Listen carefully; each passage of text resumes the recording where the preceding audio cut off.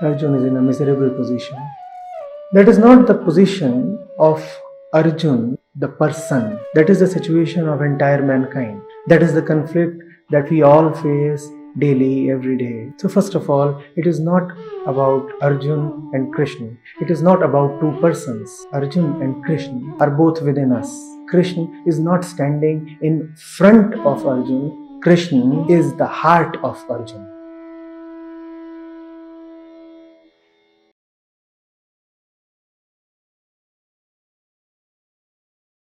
We come to verse 53 of chapter 2.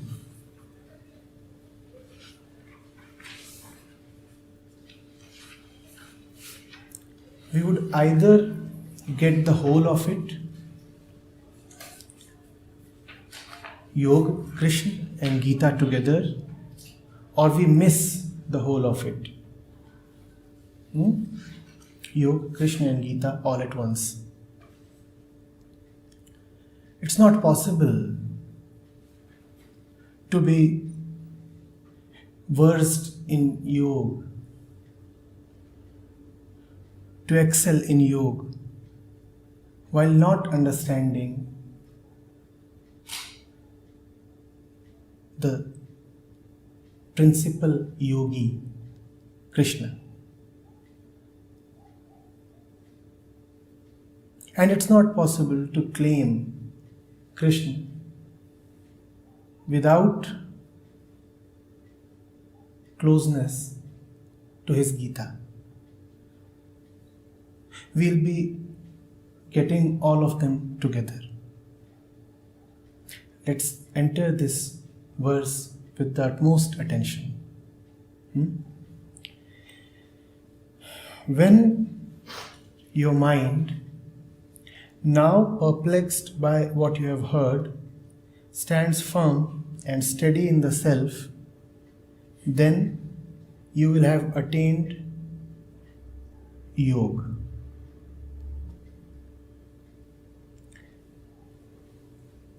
When your mind, now perplexed by what you have heard, stands firm and steady in the self, then you will have attained yoga.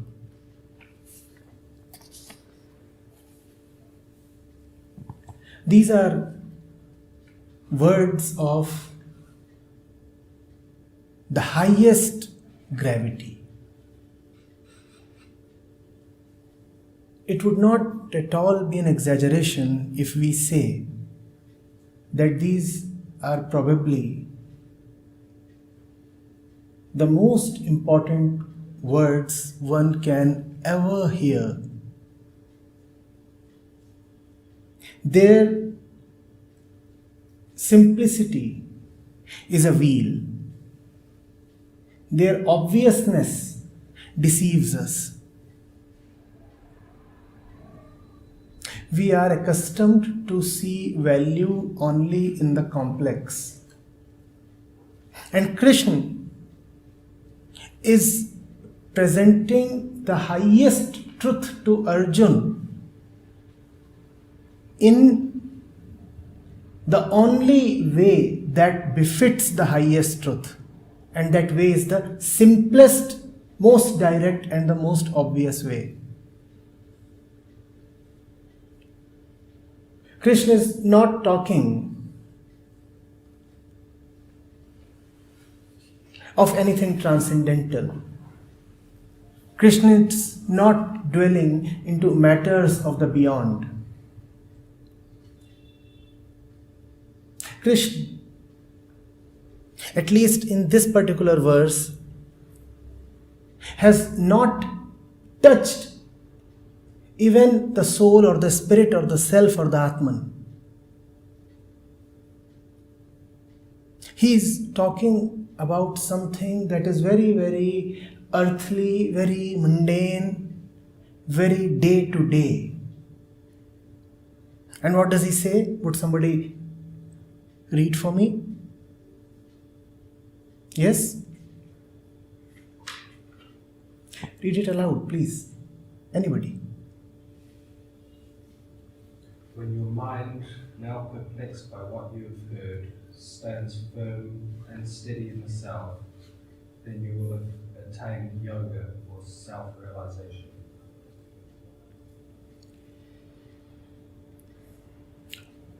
You know what?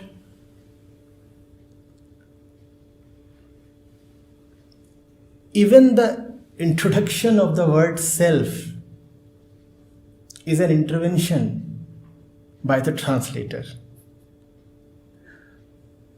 Shiva, it's happened again. The translator has yet again made his presence felt.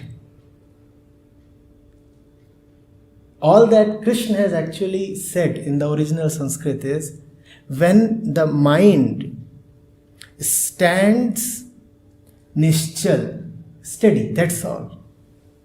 That's all. Still, motionless, unwavering.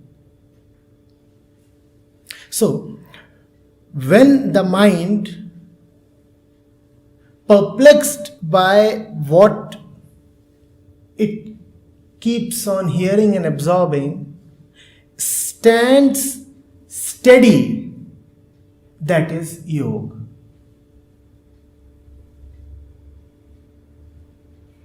We are diluting Krishna's words even further. When the mind, which is usually perplexed, you understand perplexed? Confused, befuddled. You can extend that to an entire range of personally suitable words. Irritated, frustrated, tensed, worried. When the mind, which is perplexed by all that which it has heard, you can again just broaden the scope of hearing to include all senses. So, the mind not only hears but also gets information by way of Eyes, seeing, remembering, touching, all kinds of experiences. So the mind, which has been loaded, pressurized, frustrated by all its experiential journey, and what all does that include? All the experiences that you have had since birth, all that you brought to yourself along with your birth. And what was that? What do you bring with yourself even as you are born? sanskar, Your genetic material, your fundamental DNA, your basic tendencies. So the mind is ached by all of these. That is what keeps the mind busy, occupied, purposeful, and also loaded, restless, annoyed. When such a mind becomes steady, Krishna says, "O Arjun, that itself is yoga. Go no further. Try nothing else." Krishna is an expert in diagnosis. He has diagnosed the human condition, which is reflected in this case in Arjun's peculiar predicament, very, very correctly. The human condition is, in spite of all the diverse ailments that we may suffer from or we may claim to have, the fact is that our illness is just one. Our illness is an occupied mind. Mind occupied with anything. And when I say anything with emphasis, do you know what Krishna has said?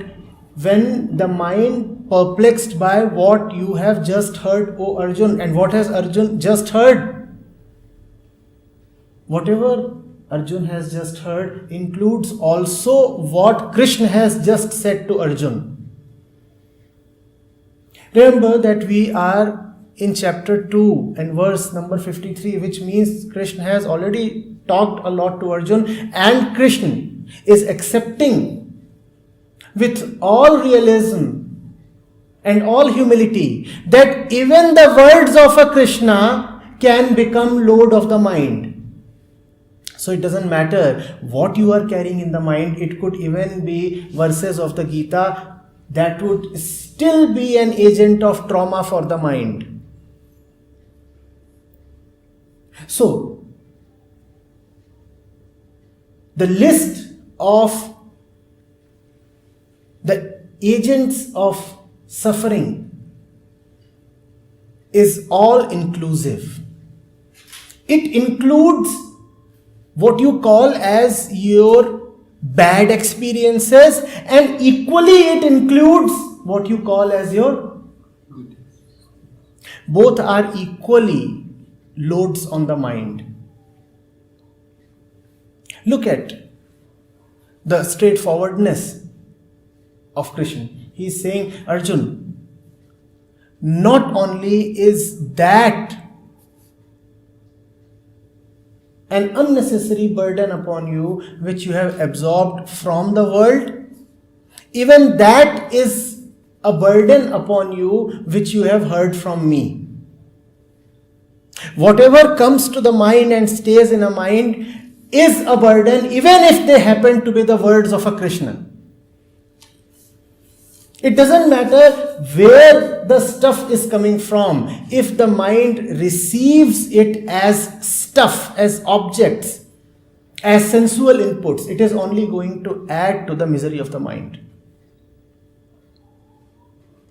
Krishna has diagnosed the condition perfectly. He has said, we may claim that our diseases are different, but fundamentally, just as all human beings are one, similarly their problems are also one, and there is just one problem known by the name of mind stuff.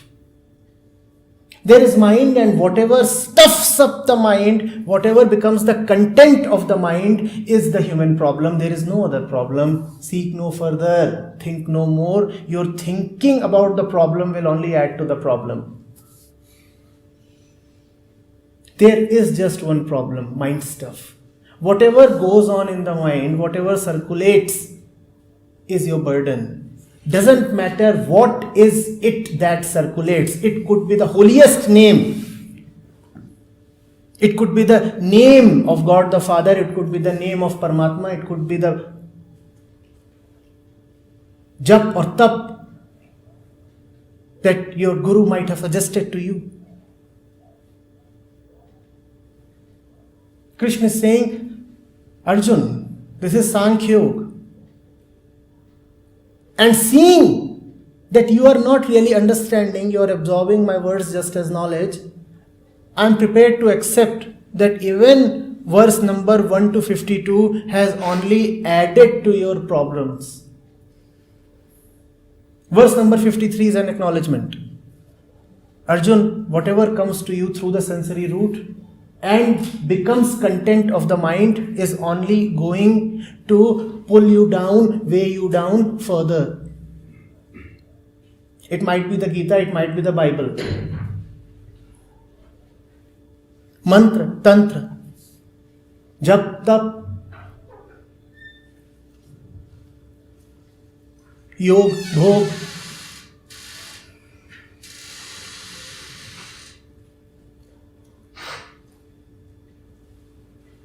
Renunciation, appreciation, knowledge of the world, knowledge of the scriptures, belief in ideals, belief in God,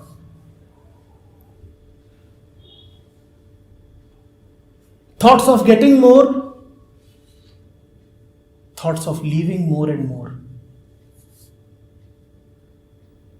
Thoughts of the family, thoughts of the country, thoughts of the society.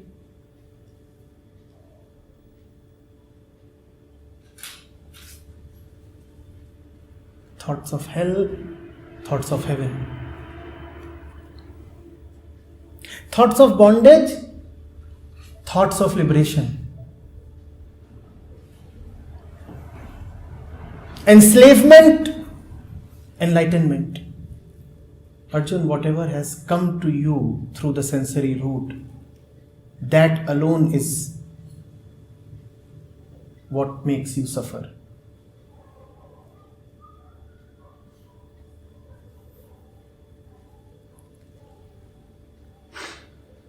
The great Indian sage Kabir, I hope at least some of you have heard of him and heard him, and if you haven't, then I heartily recommend him. Put it very, very pithily. He said, "Jo man se na utre maya kahiye soye."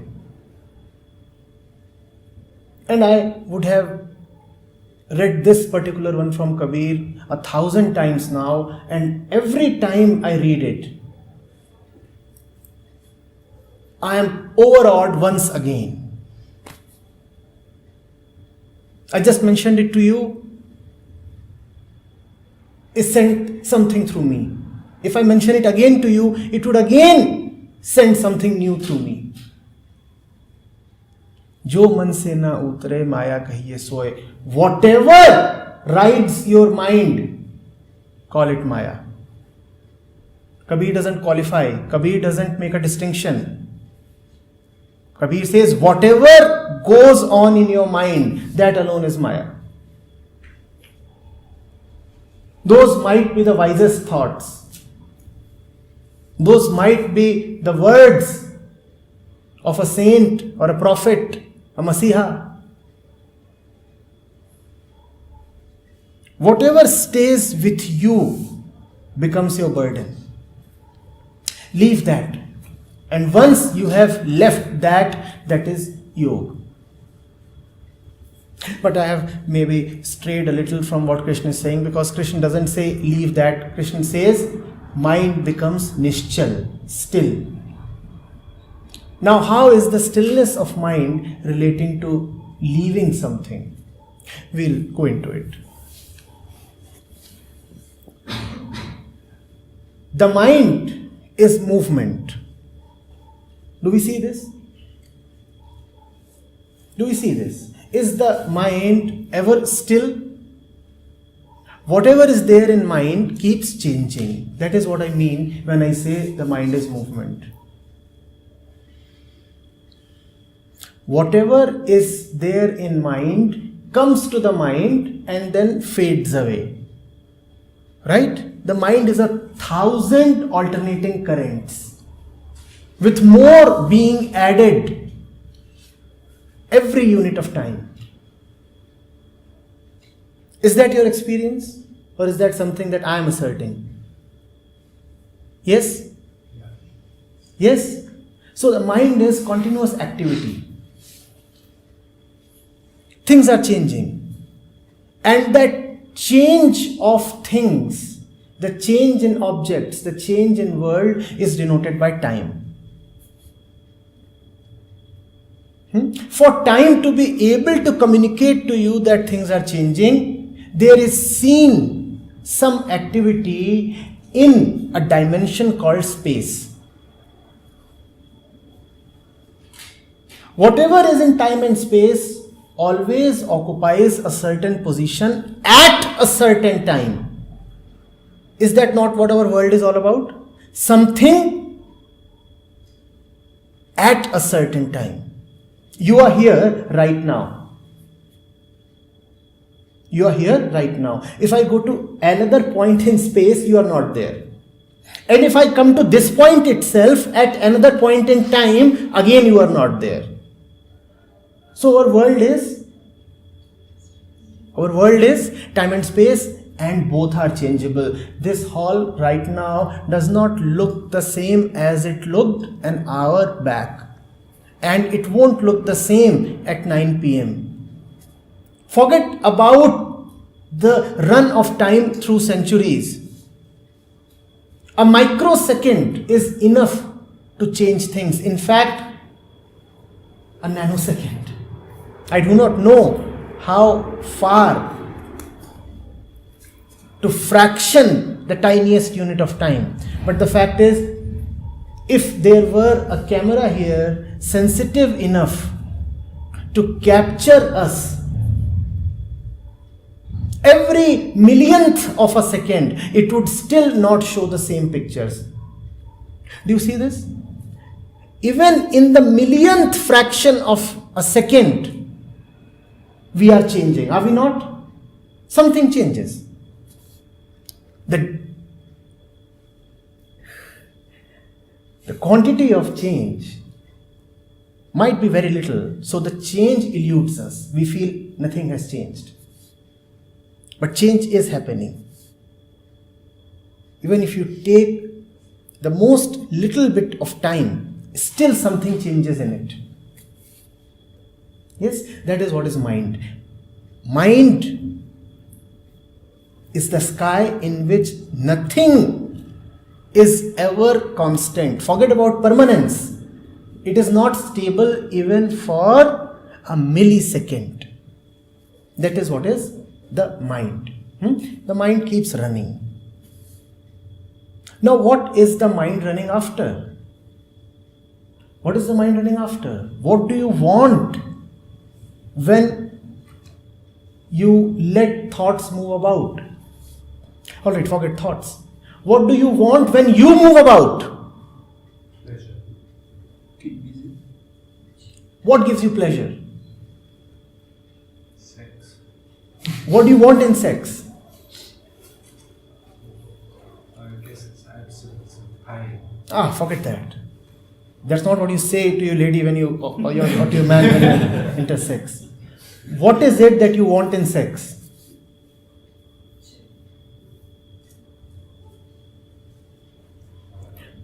What makes the sexual activity reach its completion?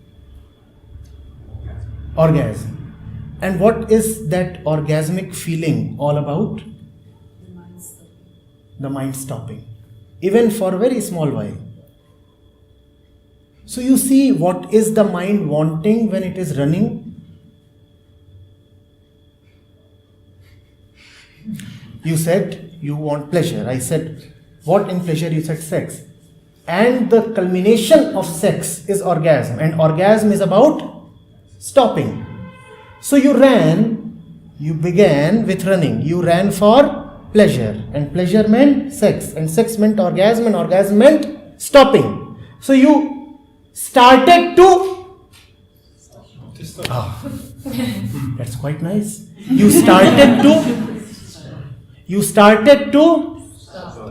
Now repeat that 10 times.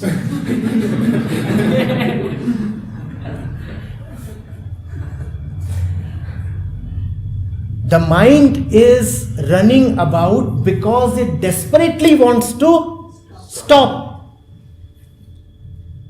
When you think that happens during orgasm, so the mind is capturing all the senses? Yes, all that is a prelude to orgasm. Is it not? Orgasm is almost a sleepy state. Or if you want to take a different example, take the example of rest, sleep, when you are tired. What do you want? Stop.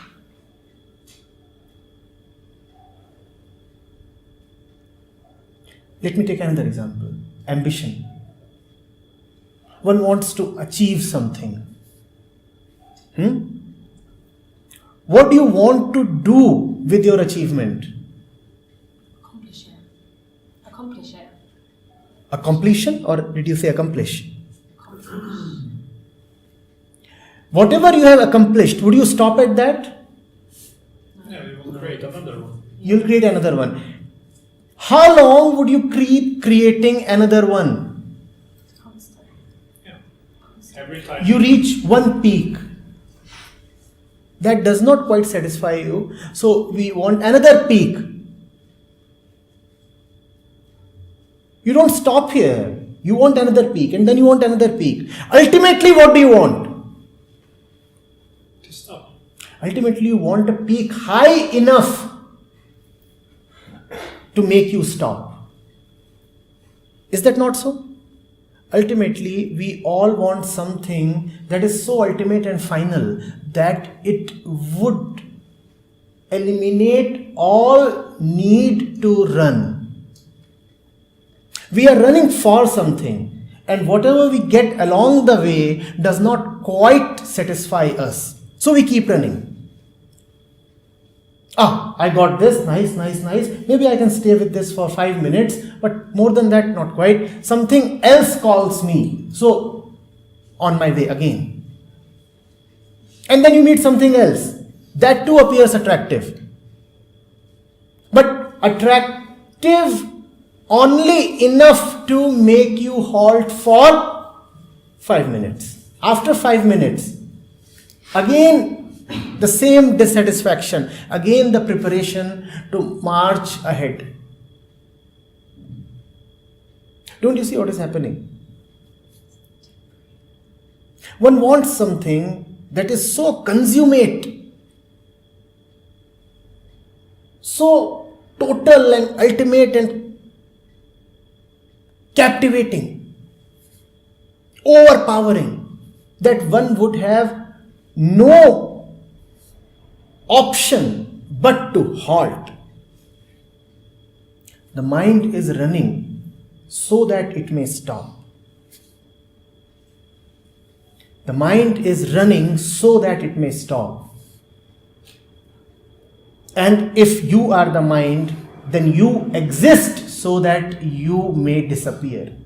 That is all that one's existence is all about. If the mind is running to stop, then we are actually living to reach that finality of disappearance. Which means that yoga corresponds to an elimination of all that which holds us and which we hold.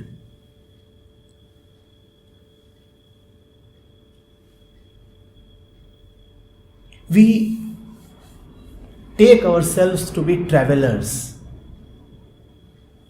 We feel something is missing and we journey to obtain that which we sense as missing or incomplete.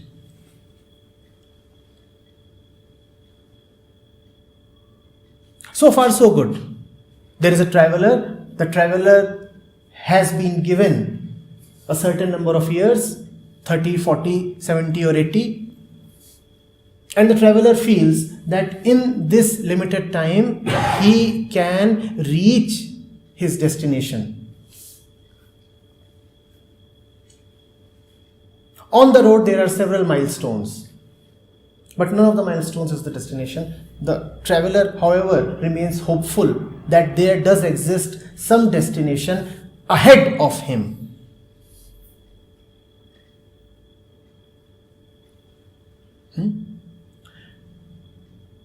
Does anything suffice? Does anything suffice? All right. What is it that you can ever get on your way?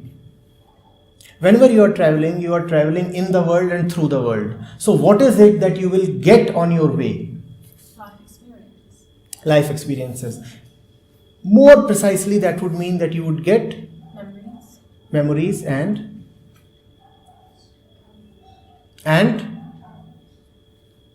what is it that you would encounter along your way? What would you get?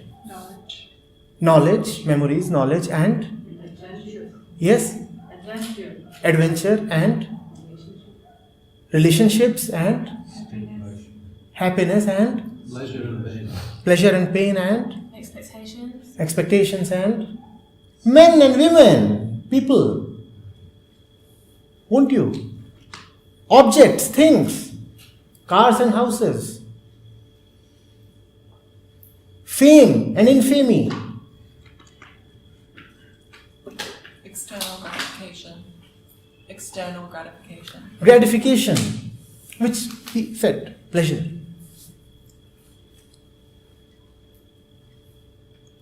Now, not for the sake of agreeing with the speaker, please tell, going by your own life story, does any of this ever suffice? for a little while. For a little while, but you don't exist for a little while.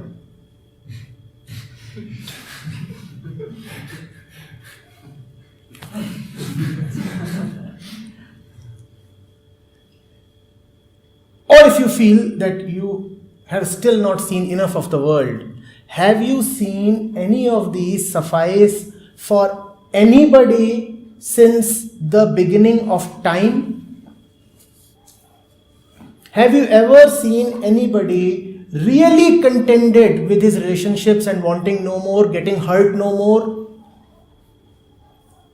expecting nothing from his relationships?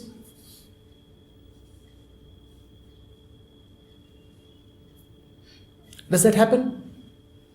Have you ever seen anybody meeting a perfect person, whether as a spouse or as a friend or as a family member? You come across a lot of people, but have you ever come across a perfect one? A perfect one who is so perfect that you would not want to improve him or change him even a little. Yes? Has that happened with you?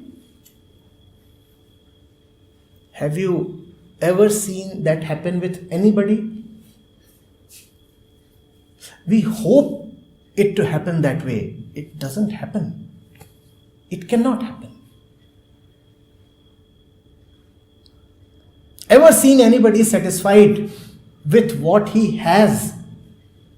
And it doesn't matter what he has.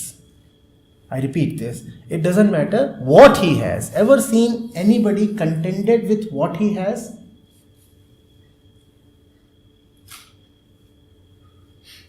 Doesn't happen. And there is a direct reason why it doesn't happen. The mind is space and time, right? That is all that the mind can deal in. Objects, things. Whenever you think, don't you think of a thing? Don't you think of something that has a name that can be visualized, imagined? Can you think of something that cannot be thought of? Can you imagine something that is unimaginable? Can you? So you always think of things because only things can be thought of. And things include names, forms, sounds, everything. All of them are material. All of them are things. Whatever is there in space and time is limited by its very definition. Can you imagine something that is unlimited? Try right now. Imagine the infinite. Imagine something that does not have boundaries. Imagine. Space. Space. If space has no boundaries, then who are you to think of space? Where are you located?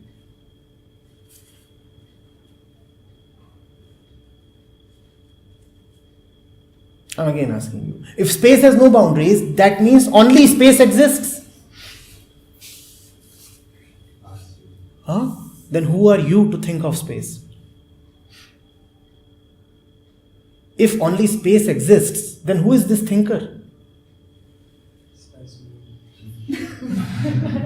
Spaceman?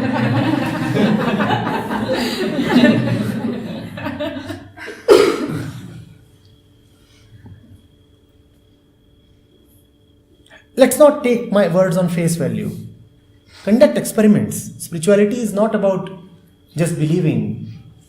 Otherwise, we are entering the realm of superstition. Can you ever think of something that has no limits? Forget about getting something unlimited. Can you even conceptualize something unlimited? Can you? You can, but you can visualize. Visualization. Yeah. And it's not part of the experience. It has to be part of the experience. Yeah. Forget about experiencing. Even imagination. Can you even imagine the infinite? No, not possible. You can look at this wall only as long as this wall ends somewhere. If only this wall were to exist, you would have no consciousness of this wall.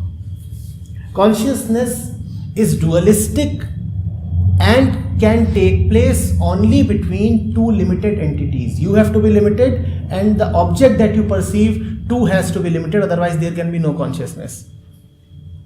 So the mind deals only in limited stuff. Can we please let this penetrate us? The mind deals only in... Do you know the implications of what we have just said?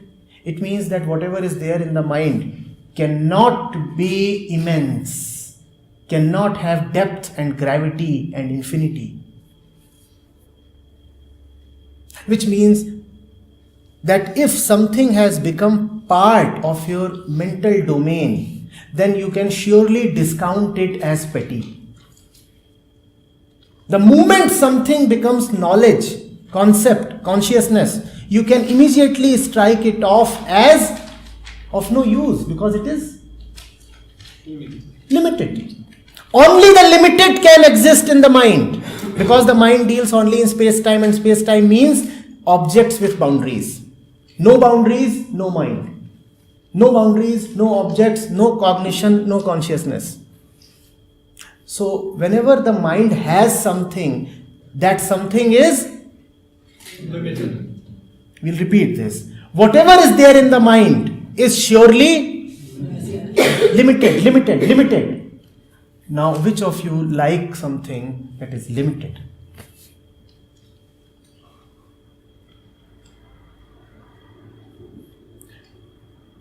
Don't you always want to add +1 to everything that you have?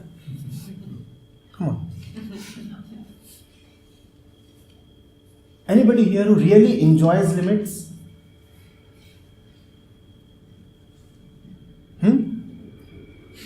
Even speed limits? Limits of time, limits of intimacy, limits of acknowledgement, appreciation, accomplishment, recognition.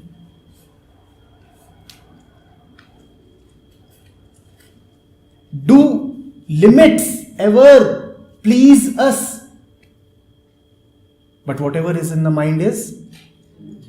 And whatever the mind will get along its journey would also surely be. So not only is the mind full of limited stuff, the mind is destined to meet only more limited stuff the more it tries. The mind can keep on trying till the end of time. What it would still encounter is limited stuff. And limited stuff is not what you're looking for. Nobody likes limited stuff. Now that's a very difficult situation. As human beings, as mind beings, all that we can ever get is limited because the mind cannot perceive the unlimited. So you may keep trying. You may go to the end of the world and then you may go to 7 other worlds. Still what you will get is something limited. Go to the moon, go to the Mars, go to Venus and then travel to another galaxy. Still what you would get is something. Come on, please. I know this shatters our hopes, but a lot of people are registering their way to the Mars. Hope you know that, right? The enrollment is already on. A particular gentleman has established a firm that would soon be colonizing the Mars with human beings. And a lot of people have already paid up with humongous advance amounts. They want to settle in Mars because they think that Mars will offer them something that is, sadly for them, that's not going to happen. When even Mars is limited, how can Mars offer the unlimited? Is Mars finite or infinite? Finite. How can the finite ever offer the infinite to you? It's the same thing. You will reach and eventually you will go elsewhere and elsewhere. And then from Mars to Jupiter maybe. Yeah, it's big.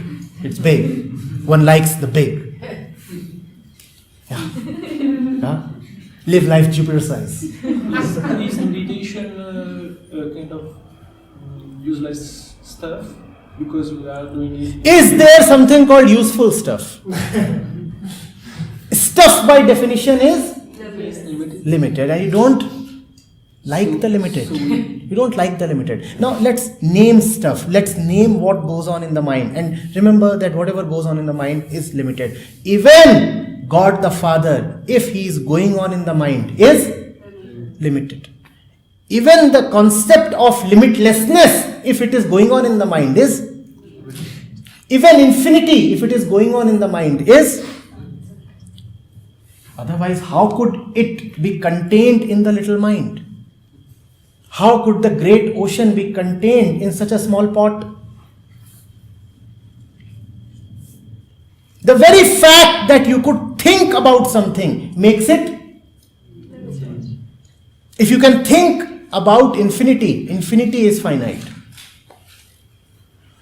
If you can think about immensity, immensity is petty. If you can think about freedom, freedom is bondage. If you can think about love, love is estrangement. Whatever you can think about becomes little immediately, because the mind can only deal with the limited. The total, the immense, the whole is beyond the scope of the mind. Or else, try imagining the unimaginable. No need to believe in my words. Try thinking the unthinkable.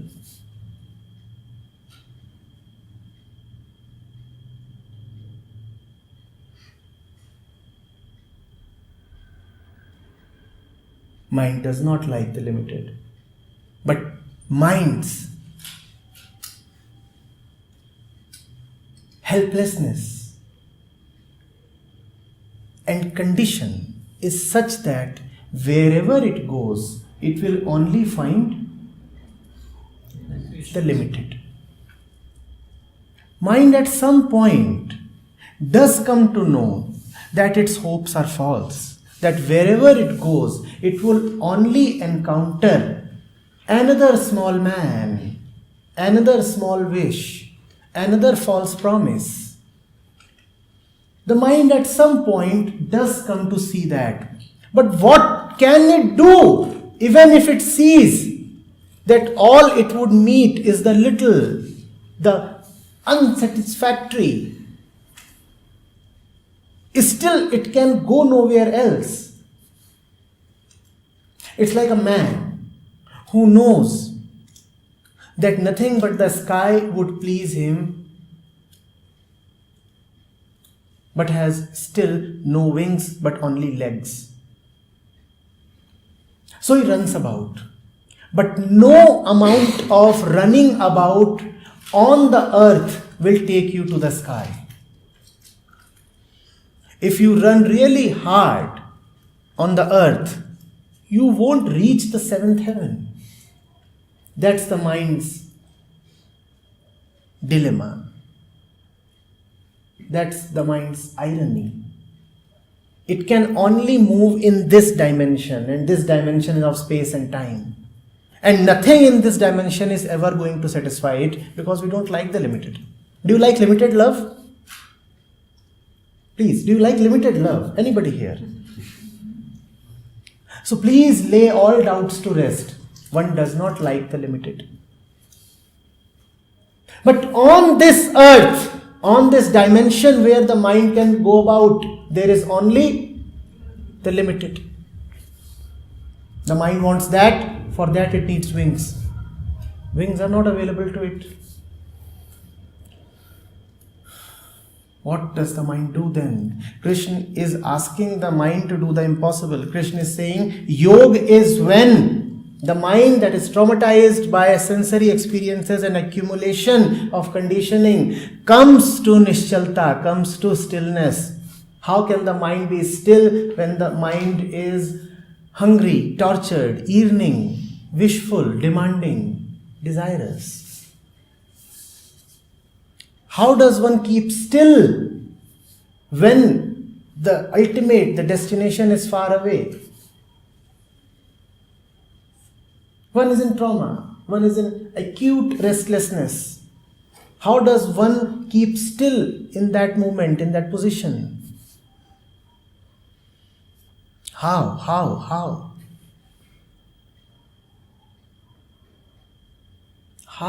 When it stops.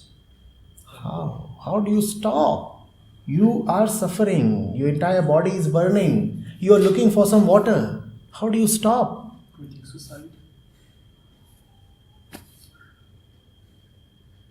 Focus on the beings. I am fond of this little parable by Chuangzu. I narrate it quite often.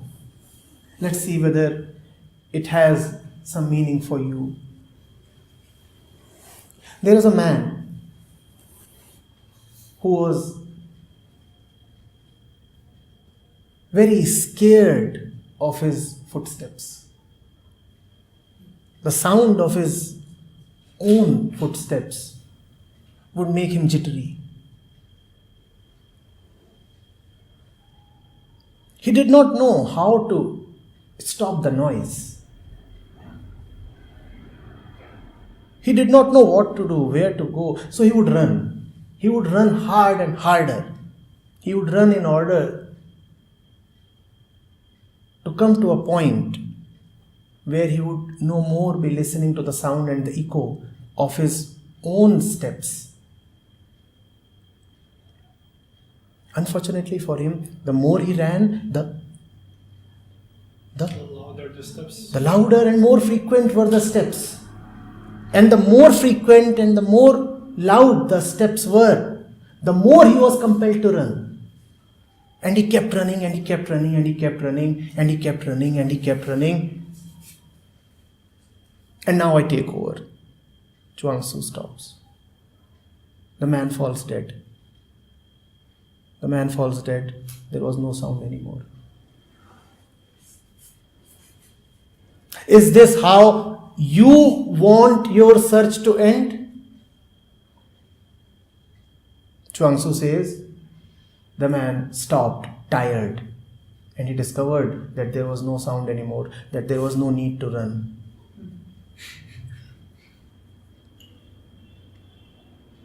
Most of us never ever give up on hope.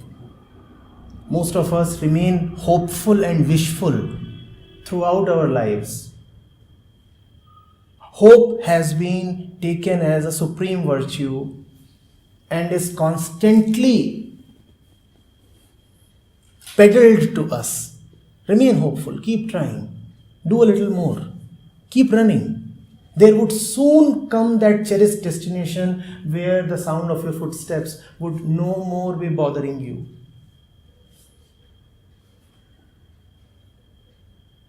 Man is deluded by feeding him hope. What we require is total hopelessness.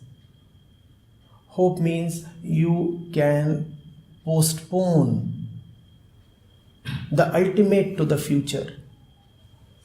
Hope means you can say that the present is condemned to be what it is because that which you want would come to you in the future as a result of a process and effort.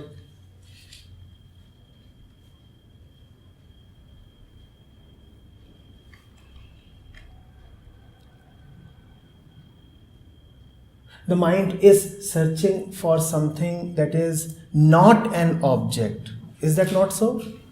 Because whatever is an object would have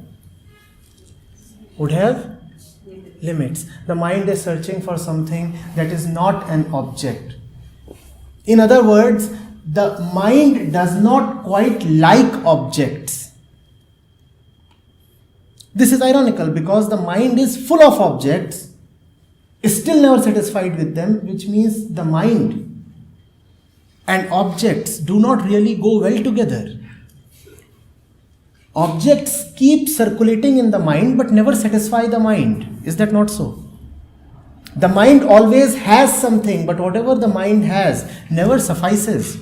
So it is not as if the mind is really in love with objects. It appears so. You go to a furniture shop and the latest chair or sofa set or dining table really attracts you. But can you ever say that you are in love with an object? And when I say love, I mean it with all depth and sincerity. Not the casual usage of the word love. Because if love is casual, then what that love would offer too would be casual. That casualness hardly suffices. That only leaves us hungry and thirsty. I know most of us have experienced the hollowness that one encounters in incomplete love. You know what that is, right?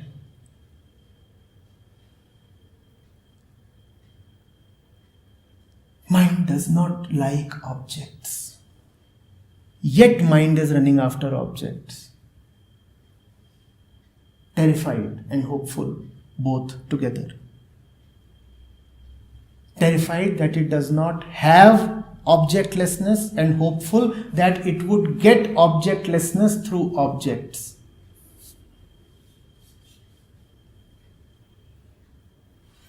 Can the mind be a little less afraid? Can the mind have some faith? Can the mind be a little less afraid? I'm asking you. Or are you sure that man's destiny is to live in fear? If you are afraid, you would keep running. Your fear is your energy. Your fear is your motivation. As long as you are terrified, your legs won't stop. You may fall dead, but you would still not stop.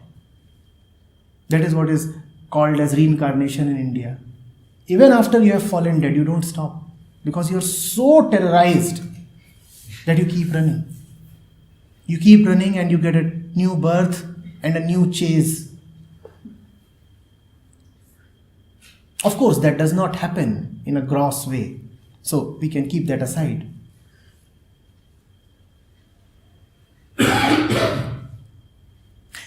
Is it possible to live without fear? I'm asking you. Come on, don't you want that it is possible to live without fear? The intensity of your want to live without fear is yoga.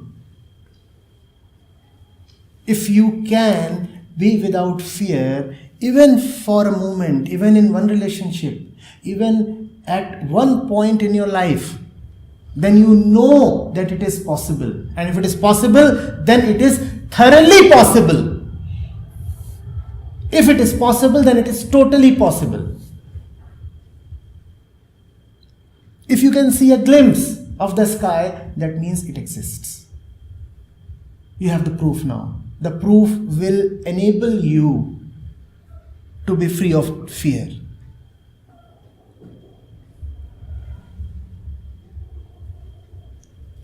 Of all the things that you run after, how many are really, really necessary? Or go to your past. Wouldn't you have been far better without doing a lot of things that you did?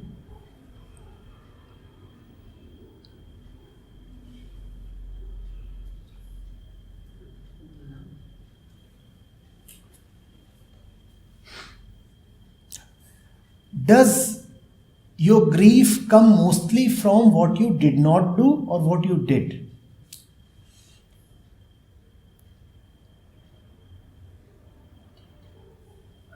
I don't know, I think it can come from things you don't do as well, as long as you No, don't think about it. Look at life as it is.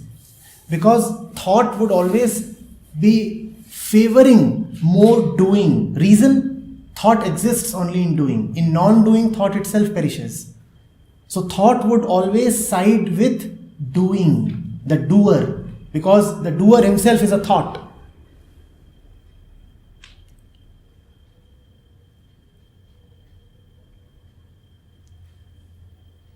But you asked if grief comes mostly from do things that we done or things we didn't do.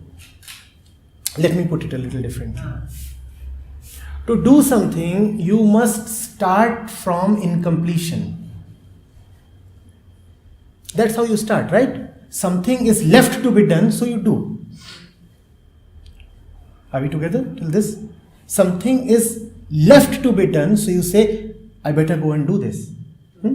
When something is left to be done, how do you feel? Do you really feel joyful and peaceful? How do you feel? How do you feel? Incomplete. So you start from incompletion when you say something is left to be done. Then you come to a point when you say that I have done what I wanted to do.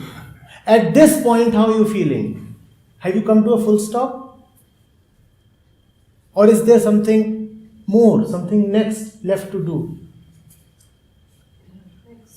So one moves from incompletion to incompletion. Our actions are all born out of a sense of incompleteness, of littleness. We act because we find something missing. We act because we are not okay with life, with existence. We act because we are not alright with ourselves. That is what I call as grief. Our actions are nothing but reflections of our grief. We have no other engine or center to act from.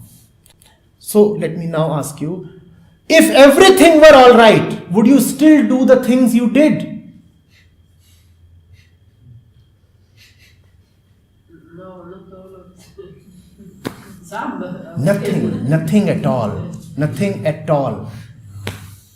If everything were alright, would you still do anything that you ever did? No, 'cause you If feel you complete. are feeling nothing here, would you pick up your bottle to drink? If you are alright where you are, would you travel to Rishikesh?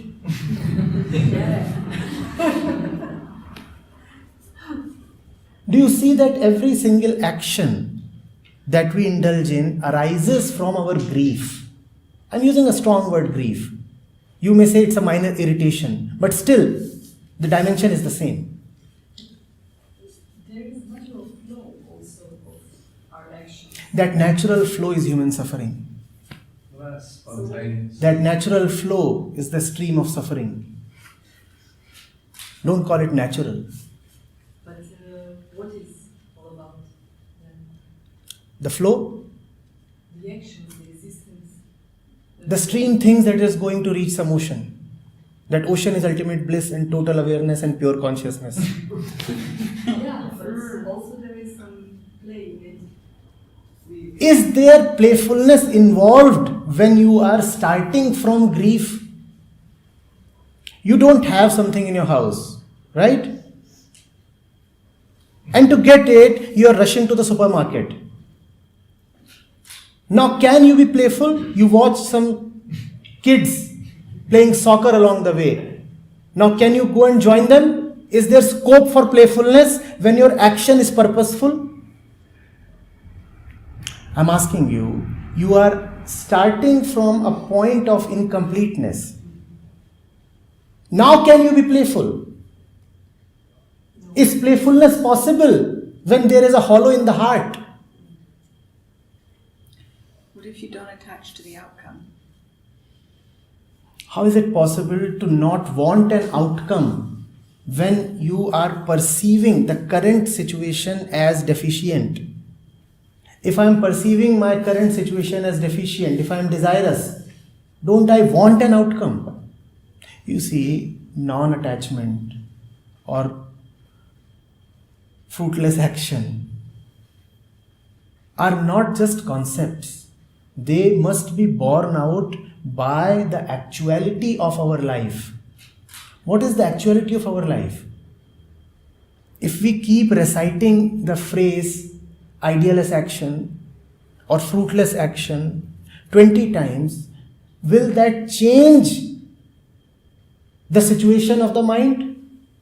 In fact, the mind is talking of idealist action only to cover up something. The mind is saying, I am complete, only to cover up the hollow. If it were not needed to do something about the hollow, why would mind recite that it is total and whole and complete? Does the whole ever say that it is whole? Does it have any need? When you are healthy, do you ever shout aloud, I am healthy, I am healthy? Do you do that? How many of you have in the last half an hour told yourself that your left foot is all right?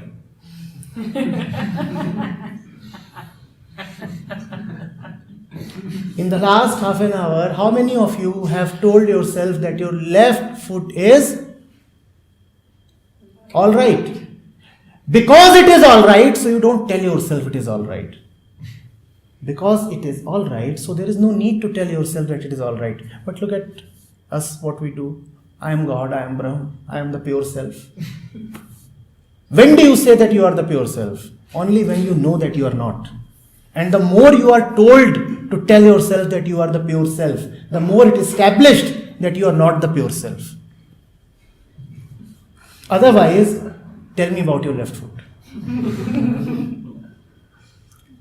If it really is healthy, you don't say it is healthy. Health means disappearance. Health means no thought. Health means no claim. Health means a general absence of all worry. Do you get this? Man jumps from grief to grief in search of joy.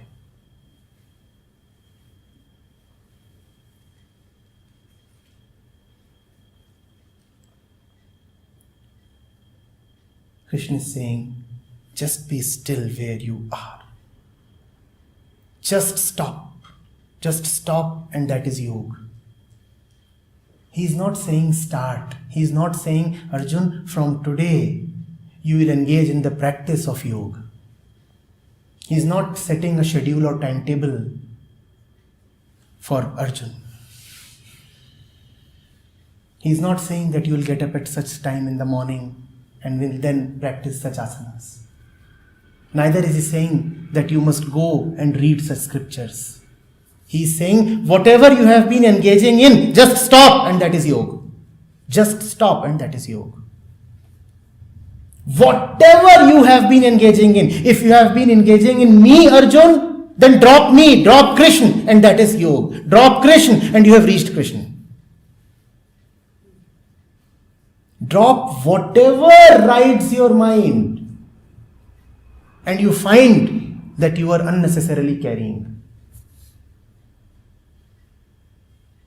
Drop all your plans, drop your agenda, drop your purpose, drop your sense of the self.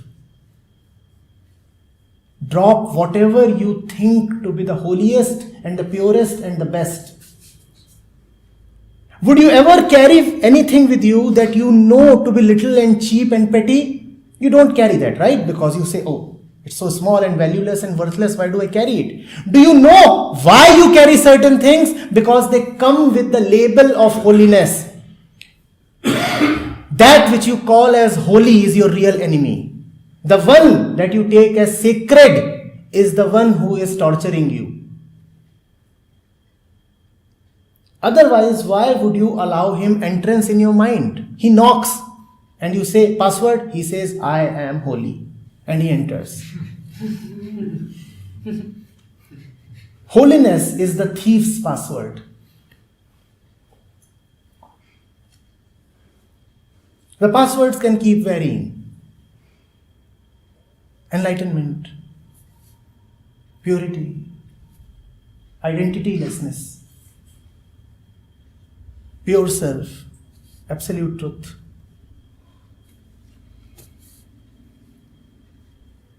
But that's how it enters. Otherwise, why would you get it entry? If the thief says, knock, knock, who's there? I am the thief. Would you allow him in? Would you allow him in? What must the thief say? I am the Guru. And then he is granted a grand reception. That's how anything enters your mind, by wearing the mask of value and importance. Do you ever keep anything unimportant in your mind? If it is unimportant, then it gets deleted, does it not? Since this morning, today, what have you remembered? Tell me what happened at 10:58 a.m. today. Please. Tell me what happened at 10:58 a.m. this day. Do you remember? You don't, because the mind did not label it as important. Now at 10:58 a.m., had you broken a leg, you'd remember that time for 20 years. Depends on the severity.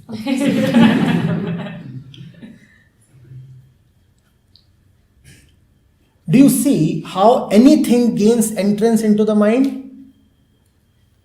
By telling you, I am important. Krishna is saying, Arjun, whatever you think as important, that is where the demon lies. That is where the Satan is hiding. The Satan would never come and hand over his visiting card to you. Mr. Satan. Is that what his visiting card would ever read? No. He would say, I am the lover. I am your lover. I am your responsibility. I am your emancipation. I am your friend. I am your teacher. I am your dependent. That's how stuff gains entrance into the mind and remains there. And remains there. Krishna is saying, drop whatever you think of as important. And if you cannot drop it, see whether it is actually really important.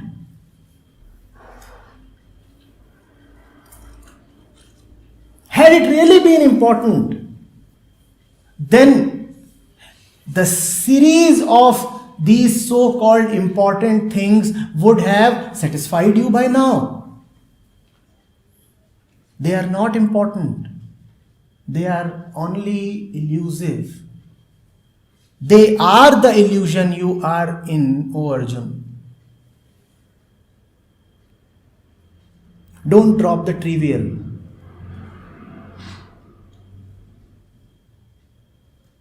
Drop the valuable. Drop all that which you consider as serious, pertinent, holy, and important. Because it is not important. Because it is not holy. Because there is actually nothing serious about it. Your engagement with it has made it serious. Your attachment with it has made it important. See whether it still remains important after you are out of the picture.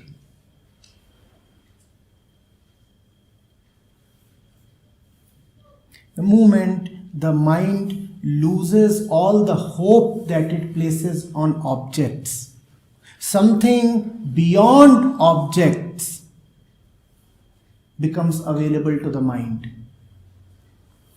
Something else comes upon the mind. What is that something else? Words cannot talk about that, because the words can talk only about the limited. The unlimited can hardly ever have a description. One can describe only boundaries. And if you can describe something, rest assured that it has a lot of boundaries. Whatever is real is always beyond description. Your words will fail. And if your words succeed, then what you have in your hands is petty. The mind needs to see that running won't help. Another one from Kabir just pops up. Bhage bhala na hoega. Running won't help. Running won't help. Wherever you have placed your hope, whatever is promising you liberation is keeping you further subjugated.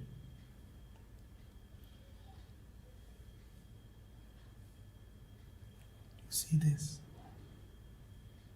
You have knocked at 1,000 doors, at 1,000 houses and 1,000 shops. You would have easily stopped by now. Your hands are already bloodstained. You have suffered enough already. And you have enough sense to have stopped by now. But what keeps you going? A new shop, a new promise, a new man, a new voice, a new event. You feel you have been betrayed 1,000 times, but this time something new is going to happen. Nothing dimensionally new is going to happen. Names, forms, faces, colors, language can change. But nothing really new is going to happen, because nothing really new is possible in this world. The world is what it is. A phenomenal movement of objects in space and time. The world cannot change its condition, its movement, its prakriti. It's useless to expect anything more from it. Yes, do expect what the world can offer. The world can offer you the little. If you want some tea, the world can offer that. If you want some money, the world can offer that. But if you really want contentment and peace, the world and its objects will not be able to offer that. What does that mean? That means that you need no peace. That means that you need no contentment. That means that you are already peaceful and already contented. The more you hanker for peace, the more you hypnotize yourself into thinking that you don't have it. You need no enlightenment. You are already there. There, what there? Here. You need no peace. You need nothing. You need nothing. That is why all the running about is very nonsensical. Very nonsensical.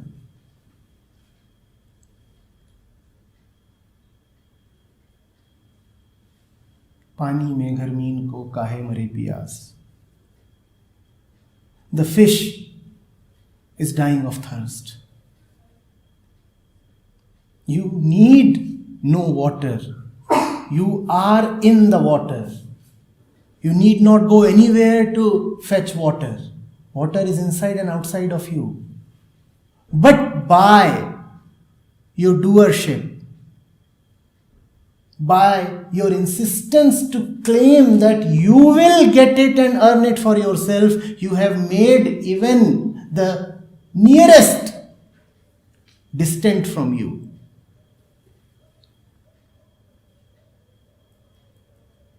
It's like having something in your pocket, but not being satisfied with getting it so easily.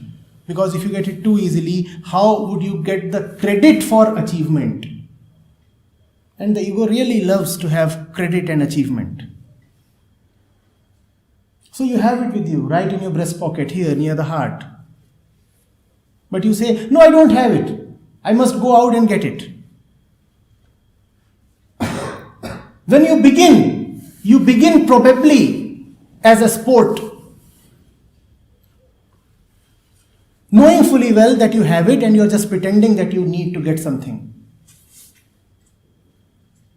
But over time, you forget and you really start believing that you have lost it. And your entire situation actually becomes of a person who does not have it, who has lost it. Meanwhile, the thing that you are searching for, which is actually a non-thing, firmly stays where it always was and would always remain. Where? In your pocket, right close to your heart. It remains. But in your wish to be recognized, to be acclaimed, you have forgotten what was here. You have become a victim of your own lies. There's a lovely story. Have you heard of a character called Mullah Nasruddin? He was probably a Sufi Darwish. One does not know who he was. Probably a resident of Turkey. But a lot of legend has followed him. So once the Mullah was standing at a crossing and there were some kids around him. And the kids were pestering him. The kids were just as kids are.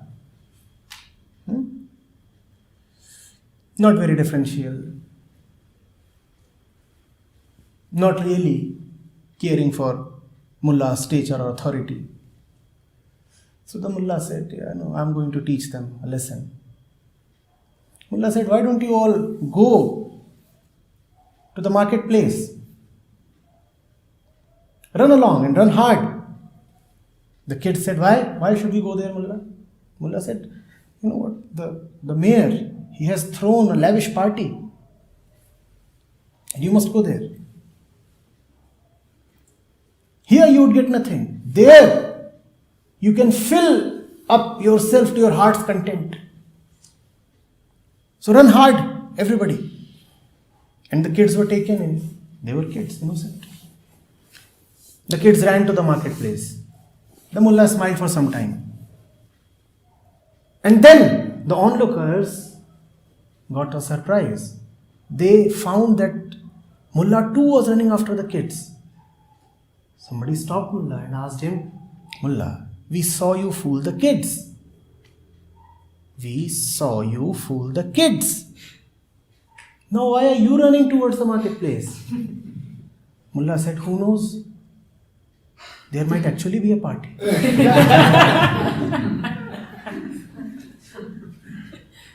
Such a joke is human life. We fall prey to propaganda. Mostly our own propaganda. We very well know that there is nothing there. There is nothing in the direction we are running towards. But what can one do with the tendency to hope? Mullah started hoping. Well, so many kids are going there. What if there is actually a party? Then I would be the one who has been fooled. So why take the risk? When everybody is running towards the marketplace, let me also run towards the marketplace. You too are running towards the marketplace in the same way. It might be a commercial marketplace, it might be a spiritual marketplace. Yeah, we can run here.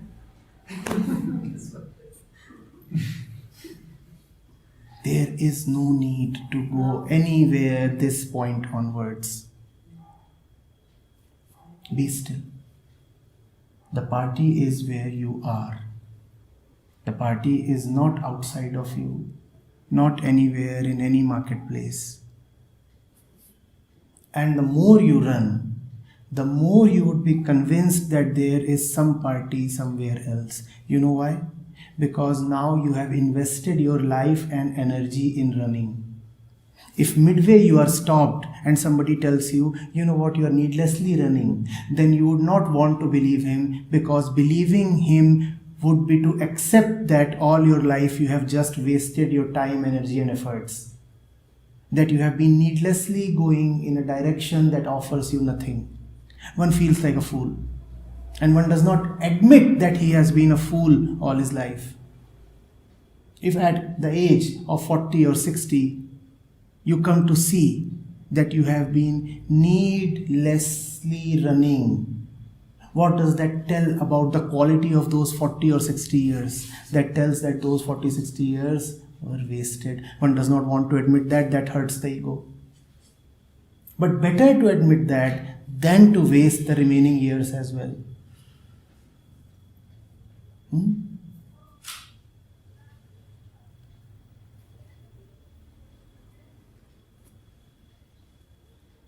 Mind wants objectlessness. Why run after objects? Stop the running and objectlessness is there. That is what is called your nature. Anybody here who suffers in sleep? Sorry? Anybody here who suffers even while asleep? When you are really asleep, there are no objects and hence there is no suffering either. When you are really asleep, then everything has vanished, including you. You too are just an object in your own mind.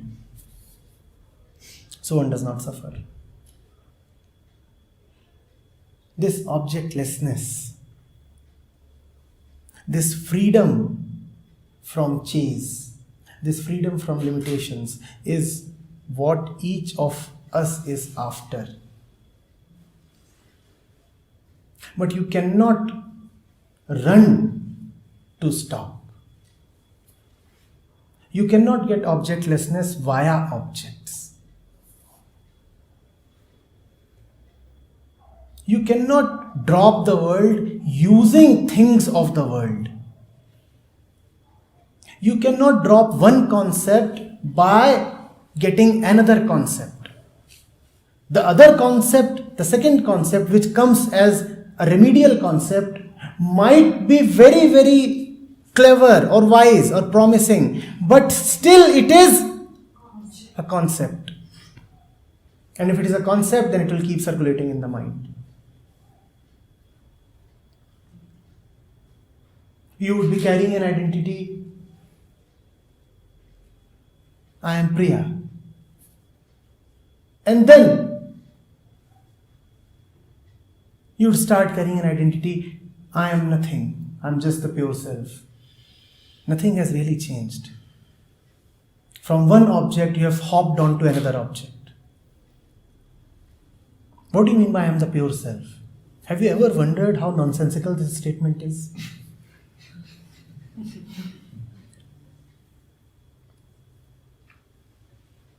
Last year when I was here, somebody said, I am the pure self.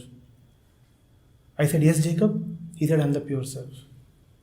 I said, yes, Jacob. He said, I am the pure self. I said, how do you know that I am asking you? You very well know that you are Jacob. And still you are insisting that you are the pure self.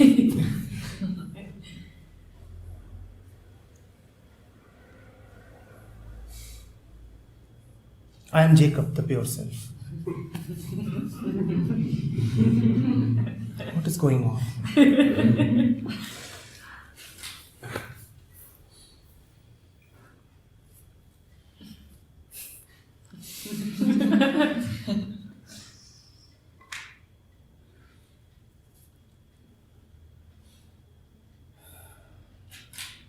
This is yoga. This. And anything apart from this is Viyog. Viyog is nothing but a search for yoga. Whenever you search for yoga, you have distanced yourself from yoga. Stop the search, you are there. Or, after finding that you are there, go and gleefully search. Searching can be good fun after you know that there is no need to search. But if you're serious about the need to search, then your search would be a trauma, a torture. Then you would be searching like someone who feels that he has really lost. There are other ways of searching. When you are playing a game of blindfolds with your friends, even then you search, don't you? Then you willingly put on the blindfold and you look for your friends or your kids. There is great fun in searching that way. That is called Leela.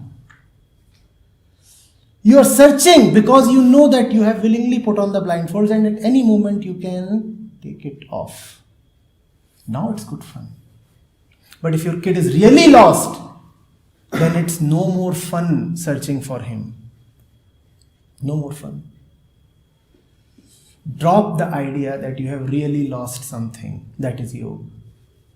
Drop all ideas, because all ideation is an ideation of loss. There is no idea of fullness. Wherever there is an idea, the idea is always about loss. Test it. There is no thought, no concept, no idea of infinite. Every idea, every concept, every thought pertains to a deficiency and hence calls for action. The doer has his genesis in incompletion. Whenever you act, whenever you are the actor is a small and petty actor. When the actor is infinite, then he feels no need to act. Then he may just act because acting is fun. We act because we feel a need to act. We feel because we see that if we act, then something might become available to us.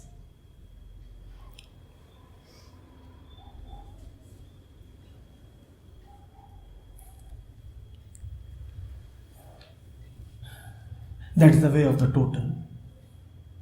The total Bhagwad Gita is available to us in this one single verse. And I didn't really intend to pick this one today. It's a coincidence that yesterday we discussed the first two verses. So today was the third one to take up. We could have as well taken up the first one or the 10th one. Yoga would have remained the same. Krishna would have remained the same. The question is, would you remain the same after all this?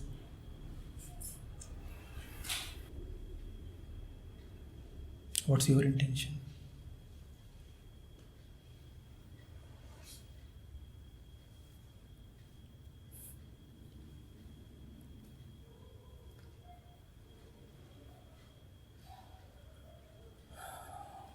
It's such a habit to think.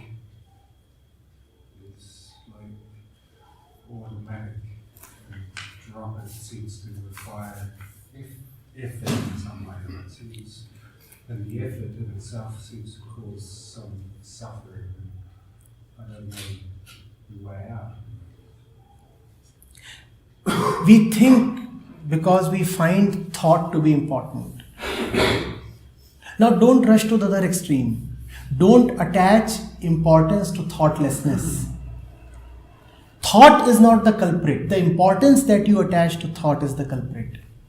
And if you start attaching the same importance to thoughtlessness, then you are again trapped, equally trapped, rather more deeply trapped.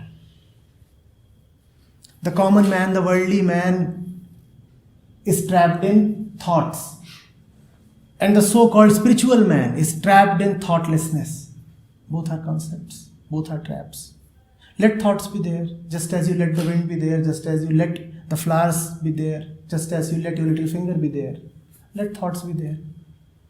Let thoughts be there. Why do you need to load thoughts with expectations? And that is when thoughts also start quivering. Because thoughts cannot fulfill your expectations. You think that by thinking you will achieve thoughtlessness. Now thought cannot do that. So thought groans. Thought looks pitifully at your face and says, what are you expecting me to do? I cannot do that. You can use thought to invent a motorcycle, and that is all right. But if you want to use thought to invent something that will carry you to the heavens, thought will fail. Let thought do what thought can do. Do not use thought to do something that is totally beyond thought. And please do not fall in this trap of thoughtless living or thoughtless mind. Mind cannot be thoughtless. Just as the stomach cannot be hungerless, just as the wind cannot stop blowing, just as the Ganga cannot stop flowing.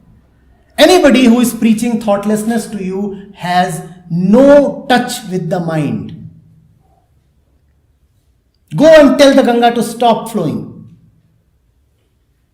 How then do you want the mind to have no thoughts? And is the want not another thought?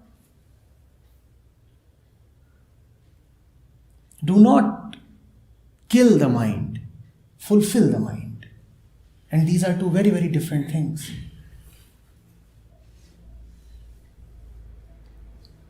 Let thought be there. Don't unnecessarily pester it. Don't poke it.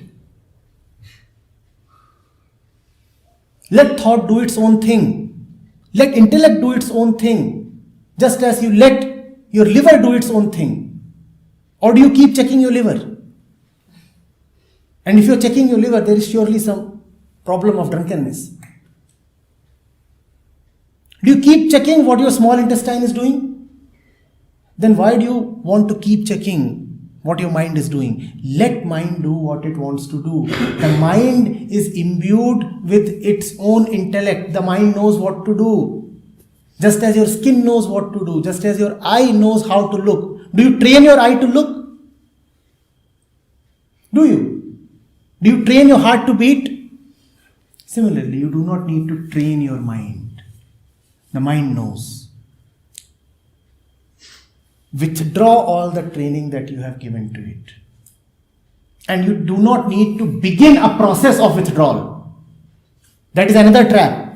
These days I am in the process of deconditioning myself. Somebody told me. But wonderful. So now deconditioning too has become a process. Let thought be there of whatever kind, of whatever quality. Let it be there. Let it be there. It's all right. Don't be guilty about it. Don't be anything about it. So it's just non-action. Yeah, thought is there. The Ganga is there. Do you need to go and spit? Or do you need to go and try to stop the flow? The flow is there. Does that make it necessary for you to go and drown in it?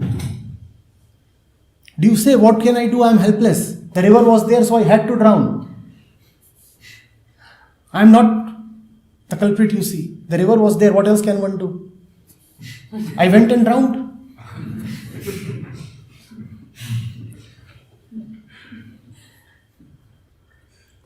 You won't want to meet such a person over tea, right? Or over satsang, mind you. Especially not if he is sitting on the Guru's chair.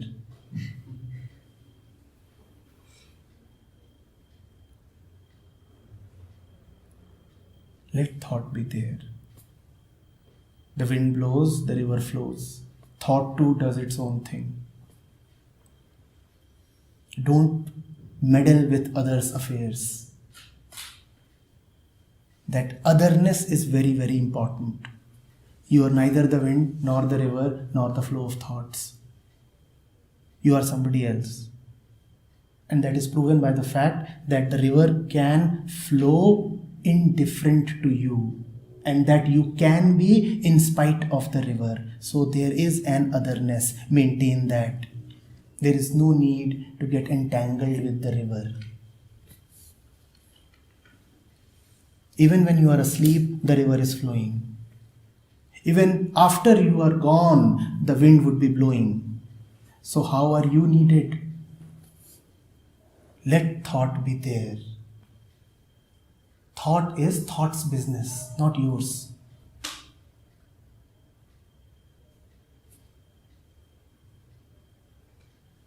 It is not good etiquette to poke your nose in others' affairs. Mind your etiquette.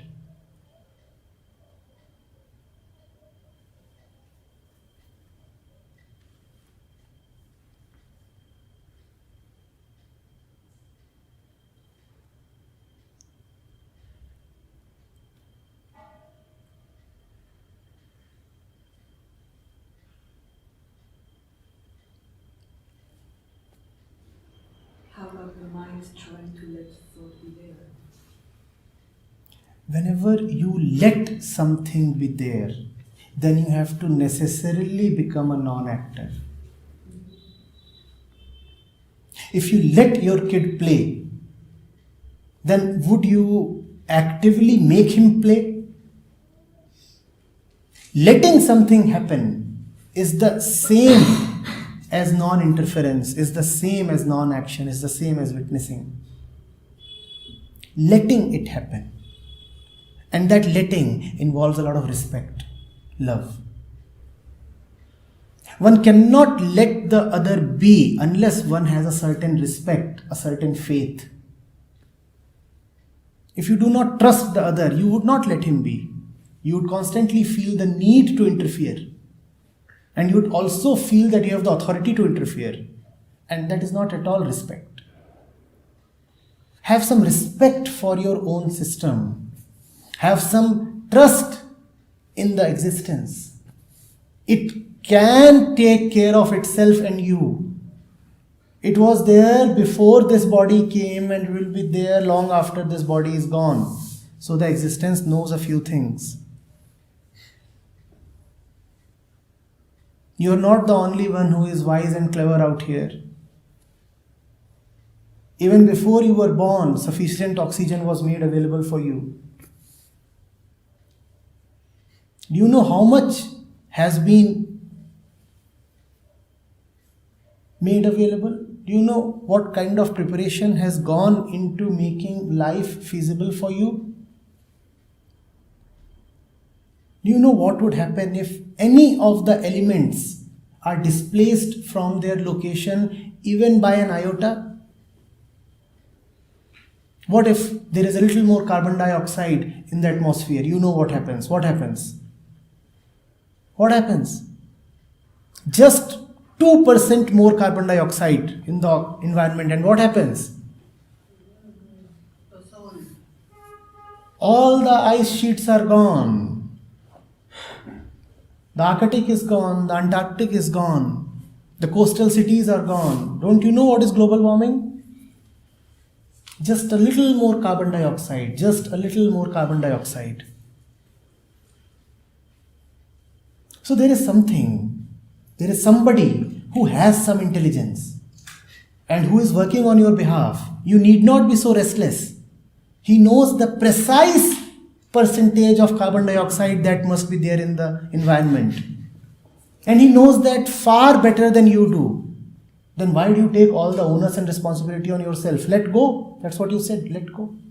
Let go. When you let go, then you are leaving your matters to somebody who can look after them with far more effectiveness than you ever can. Letting go means I am allowing the surgeon to wield the knife. Because if I become my own surgeon,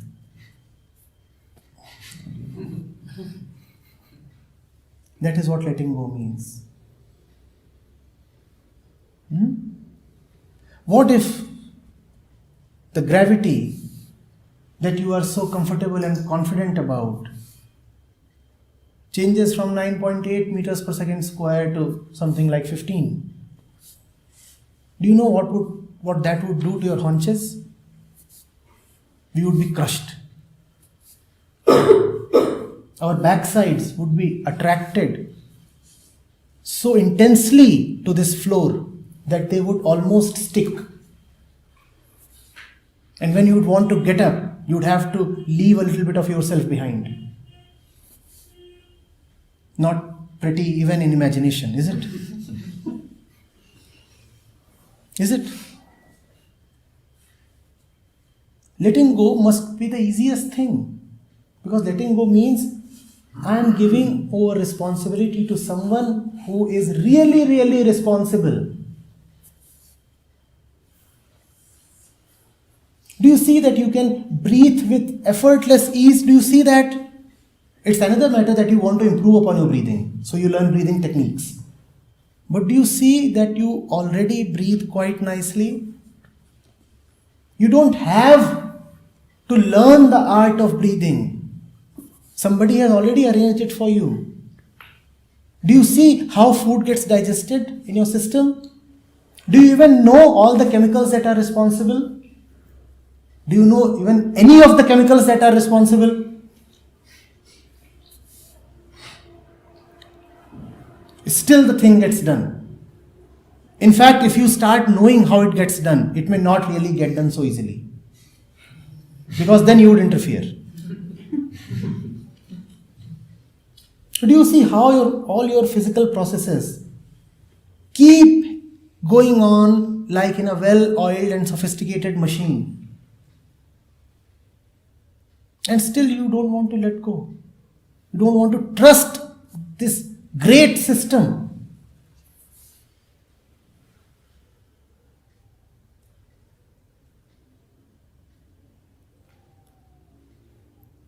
This great system is so great that even after you are gone, your corpse is taken care of.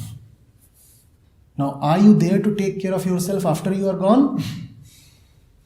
But still, there are enough animals and birds and bacteria to take care of your body. The system takes care of you to that extent. Even in your absence, the system is taking care of you. But you find it very difficult to let go. Are you there to guard over yourself, to watch over yourself when you are asleep? Are you there? What if all the atmospheric pressure simply reduces? Tell me. What if one of your hands separates from your body and starts flying in the air? Why can't that happen? Because you are not lording over your body anymore when you are asleep. Why can't that happen? But that doesn't happen. Your teeth remain intact, don't they? You wake up and all you have to do is brush them, not replug them.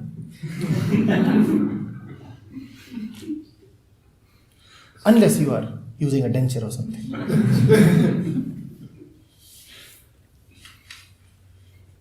Even if you are using a denture, the denture remains where it was when you went off to sleep. You just have to get up, pick it up and place it back.